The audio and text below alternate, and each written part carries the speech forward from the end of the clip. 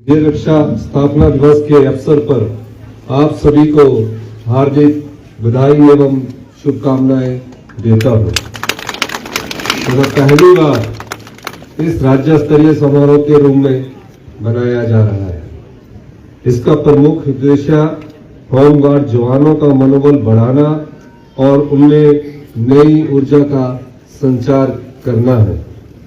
आज के दिन से इस वर्ष पूरे 1 महीने तक राज्य में आपदा प्रबंधन जागरूकता अभियान चलाया जाएगा ताकि आपदाओं के दौरान जन भागीदारी सुनिश्चित की जाए। इसके माध्यम से आम लोगों की आपदा प्रबंधन, जीवन सुरक्षा व बचाव तथा कानून व्यवस्था बनाए रखने में सहयोग प्राप्त करना भी है। पिछले वर्ष प्रदेश में आई भयंकर आपदा ने हिमाचल प्रदेश को हिला कर रख दिया और ये हमारे जीवन काल की ऐसी आपदा थी जिसका निरीक्षण मैंने खुद किया। पूरे प्रदेश में आपदा ने हिमाचल को हिला कर रख दिया था और 75,000 पर्यटक हमारे मनाली में बिना लाइट बिना पानी के फंसे हुए थे। हमारी सरकार के प्रयास से हमने उन 75,000 पर्यटकों को सही सलामत उनके स्थान पर पहुंचाया और चंद्रताल जैसी घटना को होने से बचाया। 11 जुलाई को चंद्रताल में हमें खबर मिली, हमने एयरफोर्स की मदद ली। एयरफोर्स की फर्स्ट सॉर्टी के बाद एयरफोर्स के पायलट्स ने कहा कि वहां लैंडिंग की सुविधा नहीं है। 395 के करीब पर्यटक टेंट में ठहरे हुए थे। हमारे 2 एसपी वहां फंस गए और 4 से 6 फुट वहां बर्फ पड़ी हुई थी। -10 डिग्री टेम्परेचर था। एक दिन की भी देरी हो जाती तो कोई भी घटना घट सकती थी।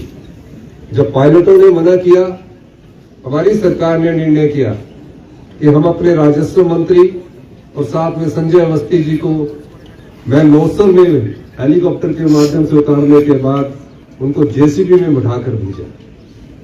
उस समय स्थिति ये थी कि रात भर उनको चलना था।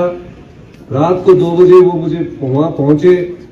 कम्युनिकेशन का कोई साधन नहीं था, एक सैटेलाइट फोन था। उस सैटेलाइट फोन के माध्यम से जब हमें सतवंत अटवाल जी को देख रहे थे, हमें संपर्क हुआ और हमने पाया कि अब हमारे ये पर्यटक बचेंगे। और मनाली की घटना के बाद कुल्लू 7 जुलाई को पूरी तरह से पूरे देश से कट चुका था। उसके बाद 14 अगस्त को शिमला में भयंकर बारिश हुई और 7 साढ़े 7 के करीब शिव बॉडी के पास मंदिर में पूजा अर्चना के लोगों को उस मंदिर में को लैंडस्लाइड ने पूरी तरह से तबाह कर दिया। पता लगा कि पूरे प्रदेश में 14 अगस्त को इतनी भयंकर बारिश हुई है और एक ही दिन में अगर आपदा से कोई सबसे अधिक जाने गई तो वो 14 अगस्त का दिन था। एक ही दिन में 51 लोग हमको छोड़कर चले गए। उसके बाद पिछले साल की आपदा में 23,000 घर या तो आंशिक रूप से क्षतिग्रस्त हुए या पूर्ण रूप से क्षतिग्रस्त हुए। उस दिन हमने कहा कि क्लाइमेट चेंज के दौर से पूरा देश गुजर रहा है, पूरा विश्व गुजर रहा है और हिमाचल प्रदेश में हमारा जीवन काल भी पूरा जीवन काल यहाँ व्यतीत हुआ। इस प्रकार की घटनाएं हमने पहले कभी नहीं देखी थी। पूरे प्रदेश में इतनी अत्यधिक बारिश हुई। उसके बाद हमारा ध्यान SDRF की तरफ गया और आज मुझे खुशी है कि होमगार्ड के ADGP के नेतृत्व में हमने अलग से SDRF को होमगार्ड में देने का पिछली कैबिनेट में ऐतिहासिक फैसला किया। अब ये होमगार्ड के विंग के तौर पर कार्य करेगा और इसमें जो भी आधुनिक चीजें चाहिए होगी उसकी बैठक करने के बाद मैं इस पर निर्णय लूंगा और निश्चित तौर पर हम होमगार्ड के जवानों के साथ मिलकर SDRF के जवानों के तहत मिलकर हिमाचल प्रदेश की जो आपदा की जो होमगार्ड की टुकड़ी है जो होमगार्ड की प्लेटून्स है, जो होमगार्ड का पूरा एक स्ट्रक्चरल विंग बनाने की जो जरूरत होगी, उस पर हमारी सरकार पूरी तरह ध्यान देगी। होमगार्ड जवानों ने पिछले 10 वर्षों में लगभग 31,000 रात व बचाव कार्य अभियान चलाए, जिनमें लगभग 36,000 जाने और 10,000 करोड़ रुपए से ज्यादा की संपत्ति को बचाया। प्रदेश में आपदा प्रबंधन के लिए होमगार्ड्स को फर्स्ट रिस्पांस नॉमिनेट किया गया है तथा राज्य में प्राकृतिक आपदाओं के दौरान रिस्पांस के लिए स्टेट डिजास्टर रिस्पांस फोर्स को होमगार्ड के अधीन लाया गया है। हिमाचल प्रदेश में गृह रक्षक की 74 कंपनी कार्यालय तथा 12 प्रशिक्षण केंद्रों को डेजिग्नेटेड रिस्पांस सेंटर के तौर पर नामित किया गया है। आज जलवायु परिवर्तन पूरी दुनिया के सामने एक चुनौती बनी हुई है। जलवायु परिवर्तन के कारण बादल फटने के साथ साथ अन्य प्राकृतिक आपदाओं से बहुत ज्यादा नुकसान हो रहा है। ऐसे में होमगार्ड्स, फायर सर्विस और एसडीआरएफ की भूमिका महत्वपूर्ण है। हम आपदा प्रबंधन में आम लोगों की भागीदारी भी सुनिश्चित करना चाहते हैं।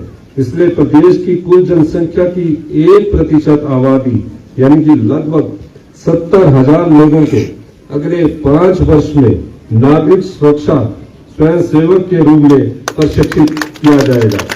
वर्तमान सरकार राज्य अग्निशमन सेवाओं के सुदृढ़ीकरण के लिए निरंतर प्रयासरत है तथा 2 वर्ष के कार्यकाल के दौरान प्रदेश के मैदान, बिहार, इंदौरा तथा कोटखाई में 4 नई अग्निशमन इकाइयां खोली गई है।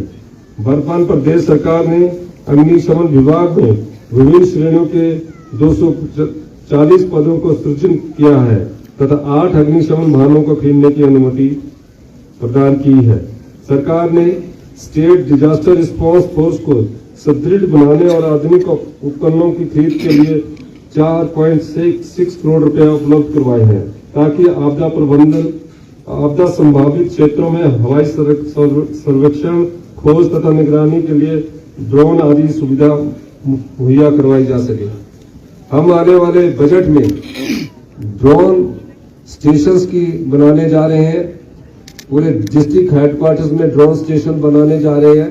जिस तरह बस स्टैंड स्टेशन होता है उसी तरह ड्रोन का स्टेशन होगा और जो कैरीज होता है, मेडिकल फैसिलिटीज देनी होगी, उस प्रकार के ड्रोन खरीदने के लिए हमारी सरकार कटिबद्ध है।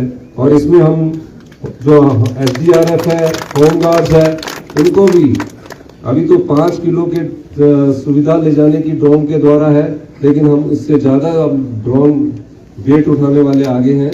उसके लिए हमने अभी प्रेजेंटेशन लिया है और अगले बजट में उसकी झलक आपको देखने को मिलेगी। मुझसे एडीजी साहब सतवंत अटवाल जी मिले थे। मेरे ध्यान में ये बातें लाई गई है और इन्होंने कुछ मांगों को रखा है।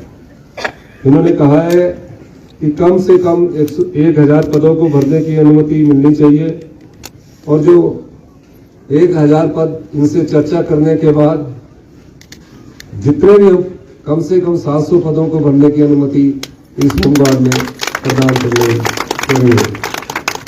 महिला गृह रक्षकों को 100 दिन का मातृ अवकाश की 180 दिन का मातृ अवकाश की सुविधा देने वाले हमारी सरकार की प्राथमिकता में महिला हमेशा से आगे रही है।